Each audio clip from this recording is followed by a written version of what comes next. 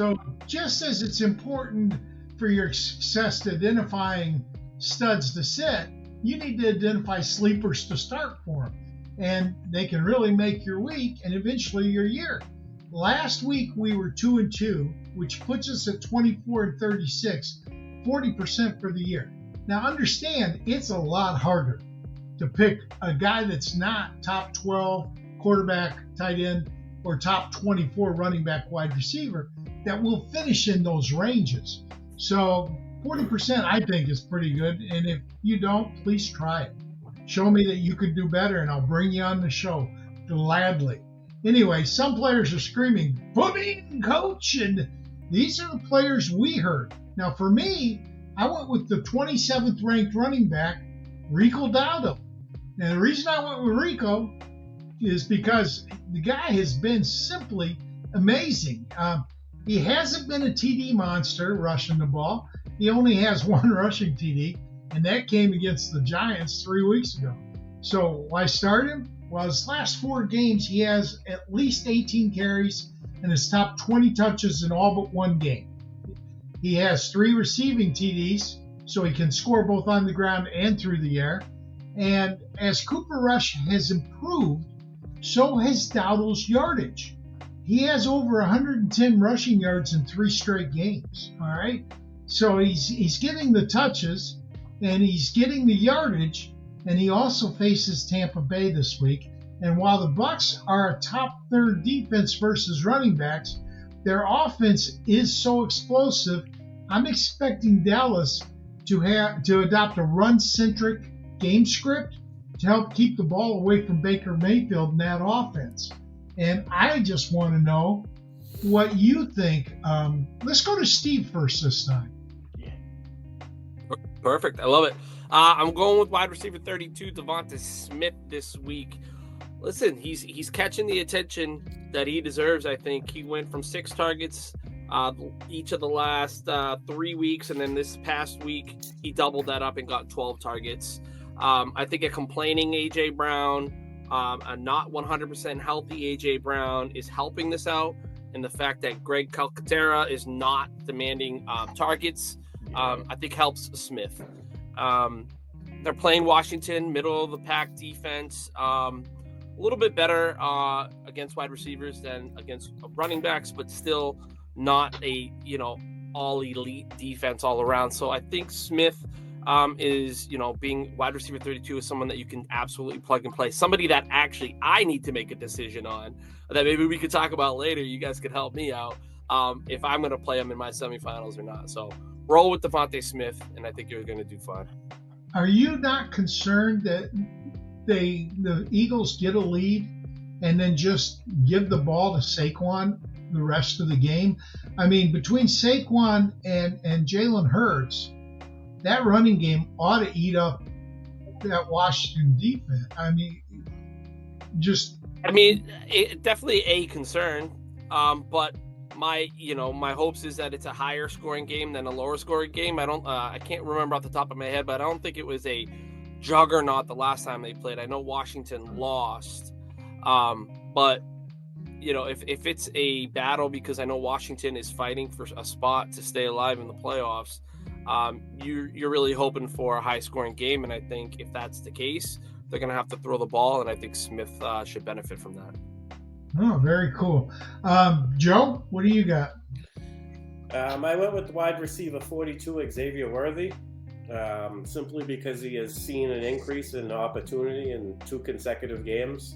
Week 14, he had 83% snap share, and in week 15, 85% snap share. And in those 2 games, he amassed 17 targets, 3 of them being red zone targets. 11 catches, 87 yards, and he also added 4 carries for 35 yards and a rushing touchdown.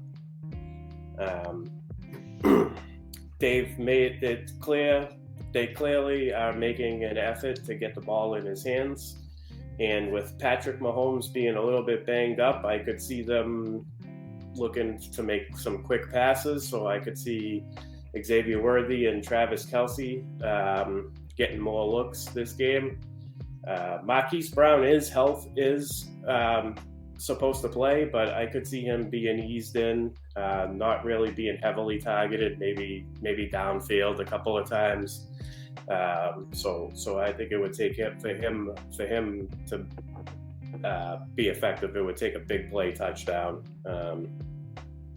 This was also at this point last year, Rashee Rice started to take off. So I kind of think that he's following in the same footsteps, and he's going to see he's going to have high volume. I could see him finishing with eight catches for 82 yards, and I think he finds the end zone one way or another, whether he gets the rushing touchdown or the receiving touchdown.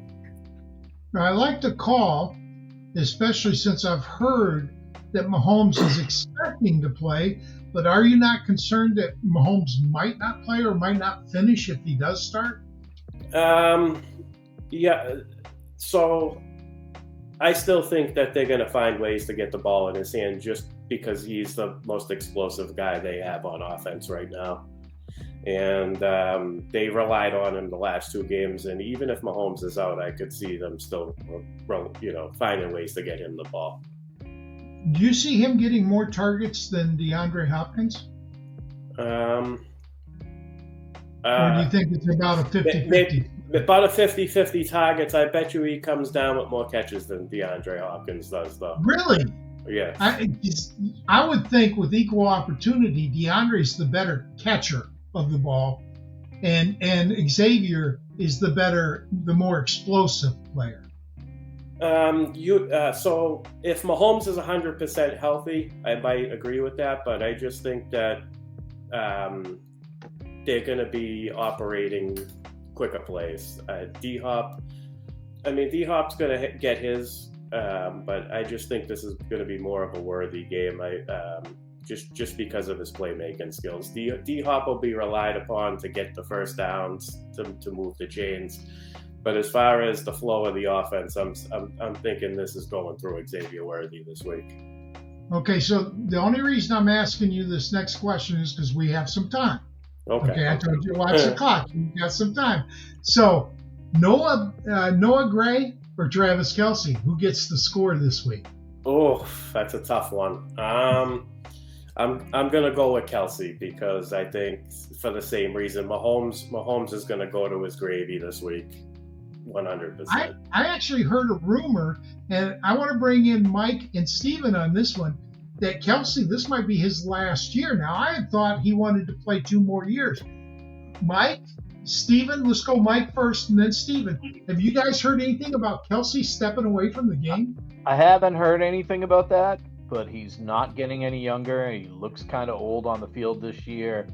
Noah Gray is getting a lot of targets in the red zone, obviously, lately, right? The past 5 or 6 games. He's open, too, obviously, because, like, Kelce and Hopkins and those guys demand coverage. But, yeah, I could see it. Kelce doesn't look nearly as fast or as sharp on the field. I've watched a few games. I'm a Patriots fan, as I said, but I'm kind of hoping they three-peat because everybody hates them so much. And yeah, he just doesn't look that good this year. Granted, I'll throw that Hopkins doesn't either. They both look old. I hope they get to the Super Bowl and then lose to my Lions. But Steven, I would like that. I haven't heard it, but what does he have to prove? I think he's at a point in the season where he realizes this is just really tough on his body, and if he's got one of the most famous women on his right hand, and like the future's bright after football for him, no matter what he does. So if he does retire, I don't think any of us are surprised. He's done everything as a tight end. He has nothing to prove to anybody. Go off into the sunset with one of the most famous Tip actually blames Taylor Swift for his fall off this year. Listen, some of the best women in the world, some of the best women in the world are to blame for the downfall of some of the greatest men, and that's okay because that's how the world goes round.